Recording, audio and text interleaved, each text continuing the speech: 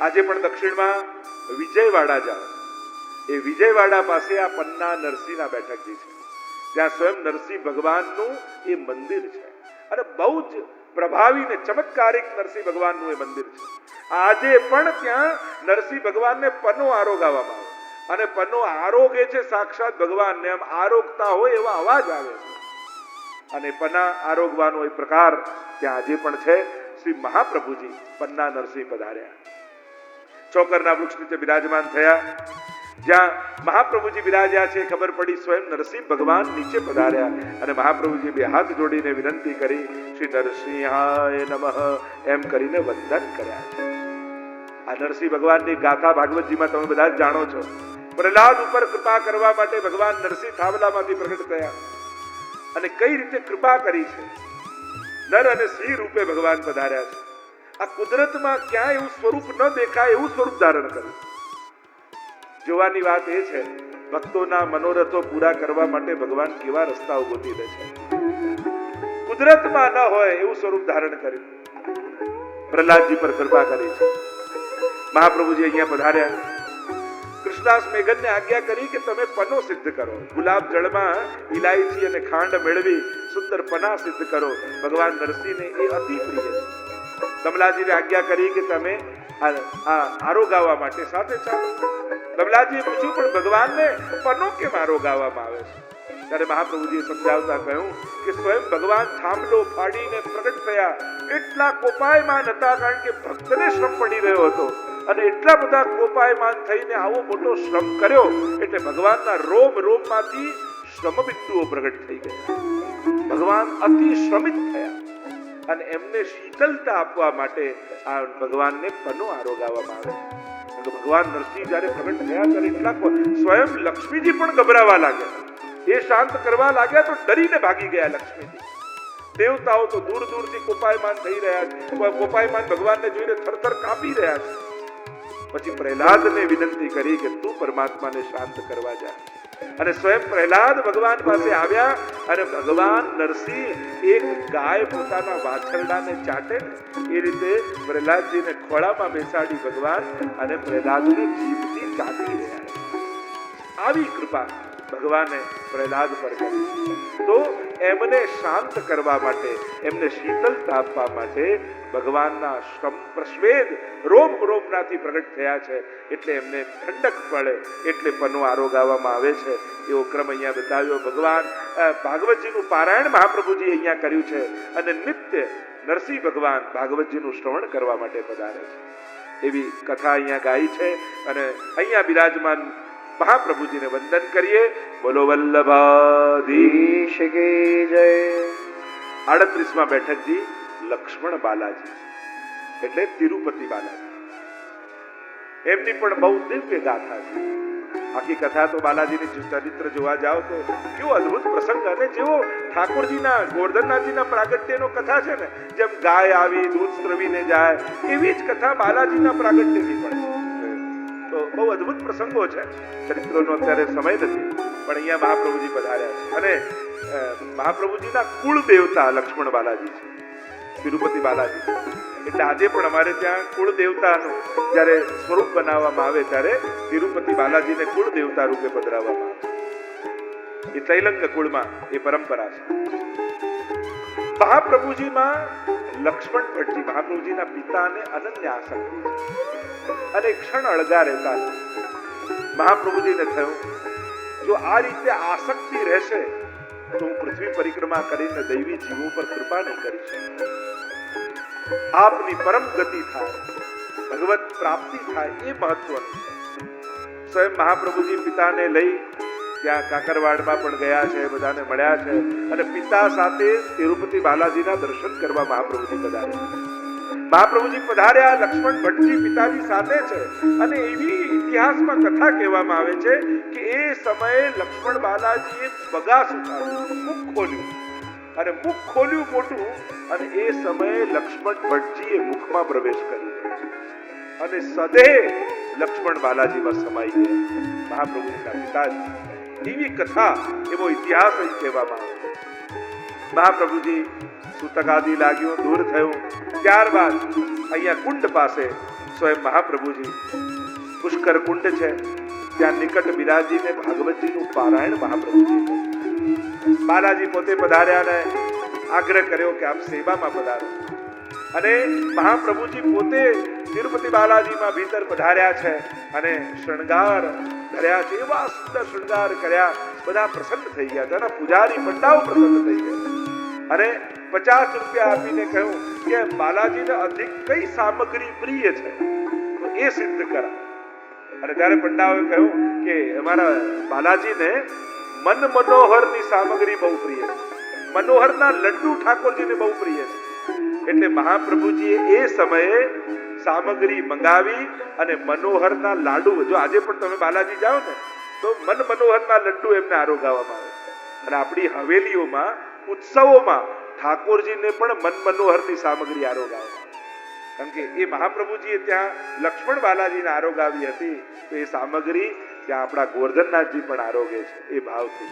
તો મનોહરના લડ્ડુ સિદ્ધ કરાવ્યા ઘીમાં અને મનોહરના લાડુ લક્ષ્મણ બાલાજીને પોતાના હસ્તે મહાપ્રભુજીએ બુખારીમાં પધરાવી અને આરોગાવ્યા છે. એવી કથા અહીંયા લક્ષ્મણ બાલાજીના પ્રસંગમાં આવે છે. મહાપ્રભુજીએ પારાયણ કર્યું, મહાપ્રભુજી બિરાજમાન છે, એમના ચરણોમાં વંદન કરીએ. બોલો શ્રી વલ્લભાધીશ કી જય. 38માં બેઠકજી શ્રી રંગના બેઠકજી.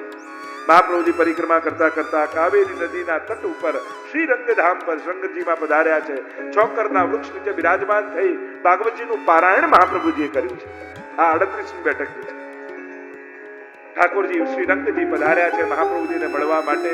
કહ્યું કે વિનંતી કરી કે આપે આટલો શ્રમ કેમ લીધો મારી પાસે આવવાનો, કે આપ આટલો શ્રમ કરીને આખા ભારતની પરિક્રમા કરી રહ્યા છો અને દૈવી જીવોનો ઉદ્ધાર કરી રહ્યા છો તો આટલી નિકટ તો અમે આવી જ શકીએ છીએ. કહ્યું આપ મારી સેવામાં પધારો. અને મહાપ્રભુજી પધાર્યા છે સેવામાં. સેવામાં પધારીને સુંદર શૃંગાર આદિ કર્યા, સામગ્રી ભોગ ધરી છે, સેવા પ્રકાર. અને ત્યારે ઠાકોરજીએ પૂછ્યું કે આપે શ્રીનાથજીને પ્રગટ કર્યા તો એમની પ્રાગટ્યની કથા અમને કહો. અને સ્વયં મહાપ્રભુજીએ શ્રીનાથજીની પ્રાગટ્યની કથા શ્રી રંગજીને સંભળાવી અને એમને સાંભળીને આપ અતિશય પ્રસન્ન થયા છે એવી ગાથા અહીંયા કહેવામાં આવે છે. પરસ્પર ભોજન કર્યું છે, મહાપ્રભુજીએ પારાયણ કર્યું છે. શ્રી રંગનાથમાં બિરાજતા મહાપ્રભુજીના બેઠકજીને વંદન કરીએ. બોલો ગોવર્ધનનાથ કી, બોલો વલ્લભાધીશ કી જય. ત્યાંથી 40મી બેઠકજી વિષ્ણુ કાંચીના બેઠકજી.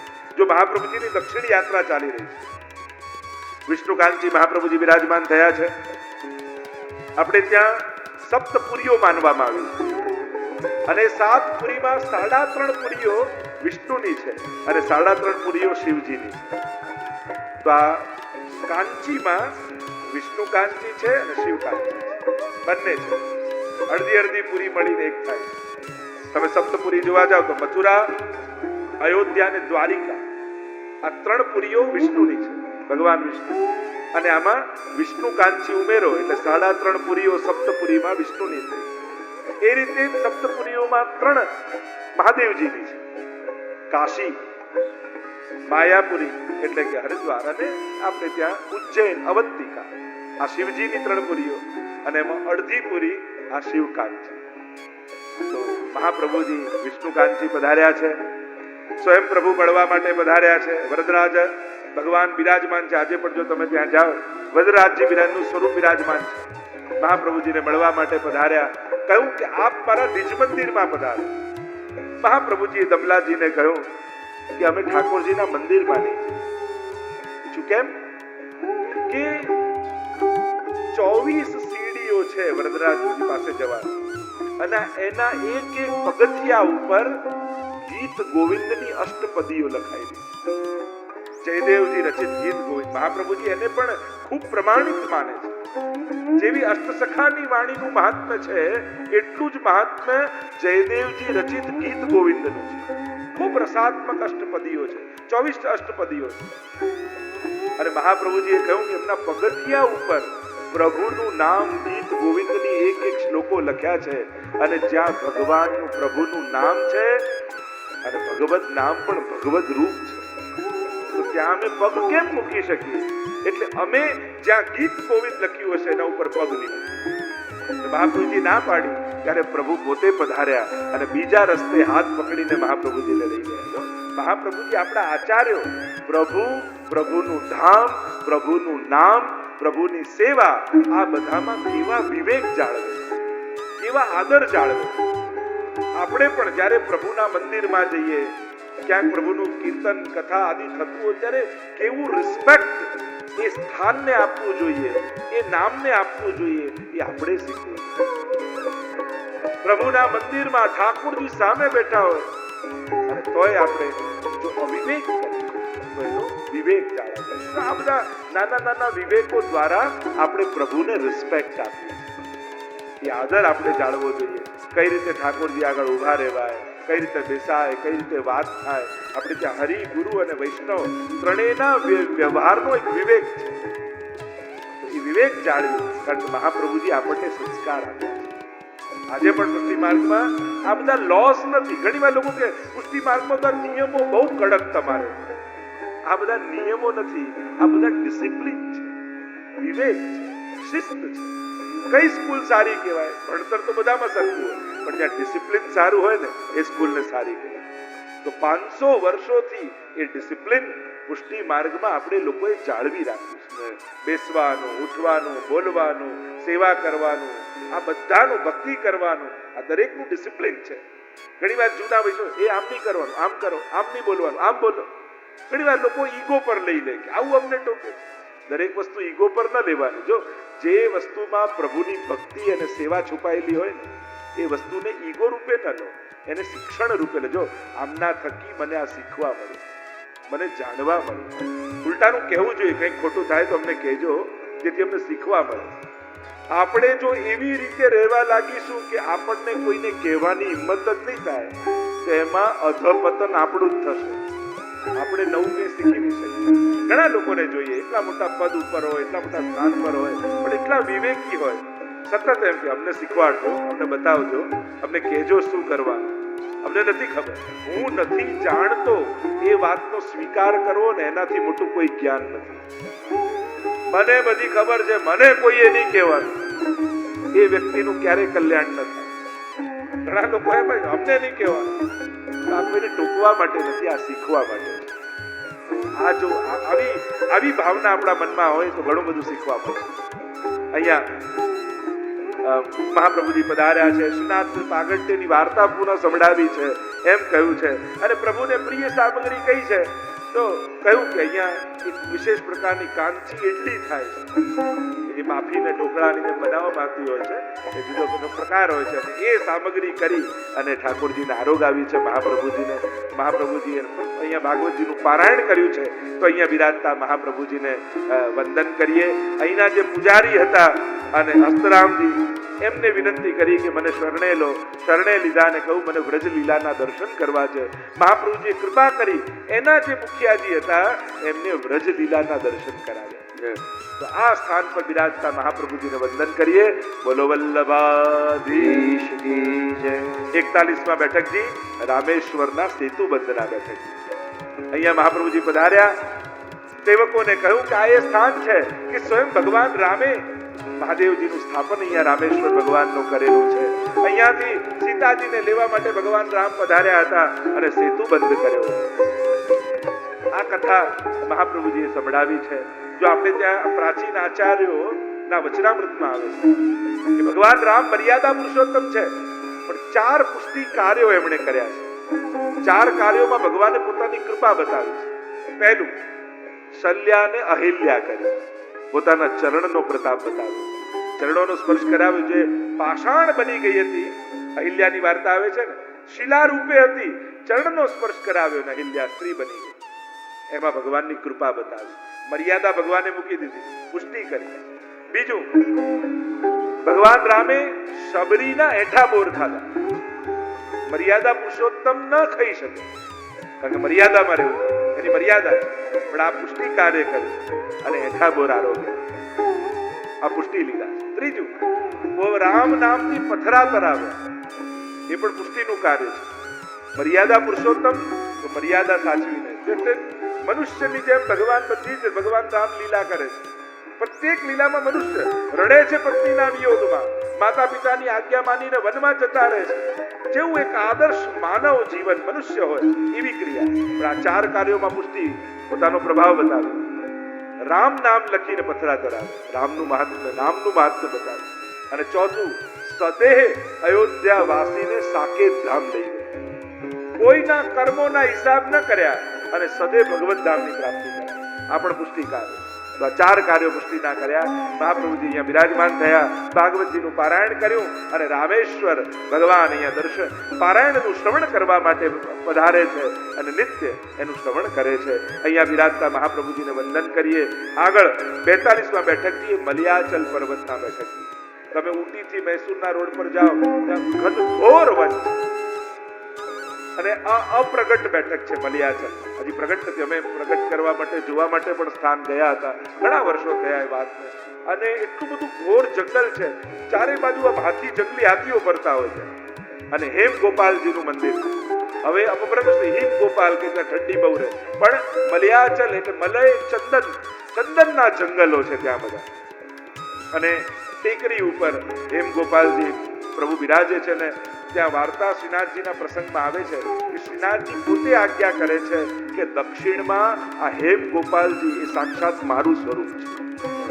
આજે પણ નિત્ય ચંદનનો લેપ એમને ધરાવવામાં આવે છે અને મહાપ્રભુજી ત્યાં પધાર્યા, ચંદનનો લેપ હેમ ગોપાલજી પ્રભુને કર્યો છે, ભાગવતજીનું પારાયણ કર્યું છે. ત્યાં પ્રભુ આવીને કહ્યું અહીંયા તો ઘનઘોર વન છે, હિંસક પશુઓ છે. મહાપ્રભુજી કહો આપ અમારી ચિંતા ન કરો, અમને કોઈ પ્રતાડિત કો અમને કોઈ પરિશ્રમ નહીં આપી શકે. અને મહાપ્રભુજી અહીંયા બિરાજી અને ભાગવતજીના પારાયણ કર્યા છે. વંદન કરીએ મહાપ્રભુજીના બેઠકજીને. 43મી બેઠકજી લોહગઢની બેઠક, ગોવાના બેઠક. ગોવા નામ અત્યારે પ્રસિદ્ધ છે, પ્રાચીન નામ છે લોહગઢ. લોહ ધાતુ નીકળે, લોહગઢ કહેવાય. મહાપ્રભુજી પધાર્યા છે અહીંયા લોહગઢમાં. જળાશય બિરાજ્યા તો ખરા, પણ ક્યાંય જલ નથી દેખાતું. તો કમલાજીને આજ્ઞા કરી કે તમારી પાસે એક પથ્થર છે, એની પાસે એક કુંડ છે, ત્યાંથી પથ્થર ખસેડશો, 3 કુંડ નીકળશે. એક અપ્સરાઓ સ્નાન કરે છે, એકમાં ગંધર્વો સ્નાન કરે છે, એકમાં દેવતાઓ આવીને સ્નાન કરે છે. અને મહાપ્રભુજીના કહેવા માત્ર ત્યાં ગયા તો એ રીતે 3 કુંડ પ્રાપ્ત થયા. મહાપ્રભુજીનો પ્રભાવ એમને દેખાયો. મહાપ્રભુજીને વંદન કર્યા છે અને અહીંયા કહ્યું કે એ સ્થાન ઉપર હાથી જેવો પગ ત્યાં તમને દેખાશે. અને એ સ્થાન આજે પણ ઉપલબ્ધ છે અને ત્યાં રીતે નિશાનો છે. મહાપ્રભુજી બિરાજીને ભાગવતજીના પારાયણ કર્યા. મહાપ્રભુજીને વંદન કરીએ. બોલો વલ્લભાધીશ કી જય. 44માં બેઠકજી તામ્રપર્ણ નદીના તટ ઉપર મહાપ્રભુજીના બેઠકજી બિરાજમાન છે. તિનેવેલી ગામ આજે પણ છે, ત્યાં તામ્રપર્ણી નદી છે અને છોકરના વૃક્ષ નીચે મહાપ્રભુજી બિરાજમાન થયા છે. ત્યાંનો રાજા બીમાર પડ્યો. જે રાજા હતો એવો બીમાર પડ્યો. અનેક વૈદો એની દવા કરી પણ કેમે કરીને ઈલાજ થતો નથી. એની બીમારી જતી નથી. માનો મૃત્યુના દ્વાર ઉપર આવીને બેઠો. બધા જ વિદ્વાનોને, જ્યોતિષીઓને, વૈદોને ભેગા કર્યા. મારી મૃત્યુ ન આવે એનો કંઈક ઉપાય કરો. અને ત્યારે એક વિદ્વાન જ્યોતિષી હતા, એમણે કહ્યું કે મારી પાસે છેલ્લો પ્રયોગ છે. શું? કે તારા શરીર જેવું જ એક સોનાનું પૂતળું બનાવ અને એમાં અમે તને જે બીમારી, કાળરૂપી બીમારી લાગી છે, એમાં એ કાળને અમે એમાં મૂકી દઈએ અને તારા શરીરમાંથી કાઢીને એમાં કરી દઈએ અને એ કોઈ બ્રાહ્મણને દાનમાં આપીએ. પણ એક વાત યાદ રાખજે, જે બ્રાહ્મણ એ દાન લેશે એ કાળ એને ખાઈ જશે, એનું મૃત્યુ થઈ જશે. બધા જ બ્રાહ્મણોને બોલાવ્યા છે, ઘણા લાલસાથી પણ આવ્યા છે. આ બેહુ બેના જેવું 2 મણ સોનાનું પૂતળું સિદ્ધ કર્યું અને બ્રાહ્મણો દાન લેવા આવે ને એમાં એની મૃત્યુ દેખાય, કાળ દેખાય એટલે ગભરાઈને ભાગી જાય. કોઈ લેવા તૈયાર થતું નથી અને રાજાનો છેલ્લો સમય નજીક આવ્યો. મહાપ્રભુજીને સમાચાર મળ્યા. મહાપ્રભુજીએ કહ્યું એમને કહો એ દાન લેવા અમે આવીશું. મહાપ્રભુજી તો કોઈનું ગ્રહણ કરતા નથી, પણ એને મૃત્યુમાંથી ઉગારવો છે. સાક્ષાત કાળ આવીને, કાળ બ્રાહ્મણ છે, શાસ્ત્રોમાં કાળને બ્રાહ્મણ રૂપમાં છે. અને મહાપ્રભુજી નિકટ આવ્યા તો કાળે 1 આંગળી ઊંચી કરી. મહાપ્રભુજી સામે 3 આંગળી બતાવી અને કાળ સાક્ષાત દંડવત કરી. કાળના પૂતળું જીવંત થઈ સાષ્ટાંગ દંડવત પ્રણામ કરે. કોઈને સમજમાં ના આવી શું થયું. અને મહાપ્રભુજીએ કહ્યું કે આમાંથી હવે કાળ વિદાય થઈ ગયો છે, હવે પાછો નહીં આવે. આ સોનાના પૂતળાના ટુકડા કરી બધા બ્રાહ્મણોમાં સોનું વાટી, પણ એમને કહેજો કે ગાયત્રીની 3 દિવસ સુધી માળા કરે, નહીં તો આ કાળ કોઈ ને કોઈ દુઃખ રૂપે એમના જીવનમાં આવશે. અને મહાપ્રભુજીએ પોતે ભાગવતજીનું પારાયણ કરી 3 દિવસ સુધી ગાયત્રીના જાપ કરે. પૂછું મહારાજ આચાર્ય ચંદ્ર આપ કેમ જાપ કરો? તો કહ્યું કે આ કાળના દાન લેવાનું અમે એક સાંકેતિક કર્યું, અને આ દાન કોઈ પણ લે અને કોઈની પાસે દાન લેવું એ સાધારણ નથી. એના દુઃખો તમે સ્વીકાર કરી તમારું ભજન અને તમારા આશીર્વાદ એને આપો.